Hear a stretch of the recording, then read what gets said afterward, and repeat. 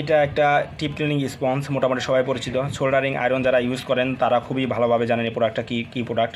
এই প্রোডাক্টটাতে হালকা করে এখানে পানিতে ভিজাইলে প্রোডাক্টটা ফুলে যায়, তখন আপনার সোল্ডারিং আয়রনের যে হেডটা থাকে, মাথাটা থাকে বা টিপটা থাকে, এখানে ঘষলে মাথাটা পরিষ্কার হয়ে যায়।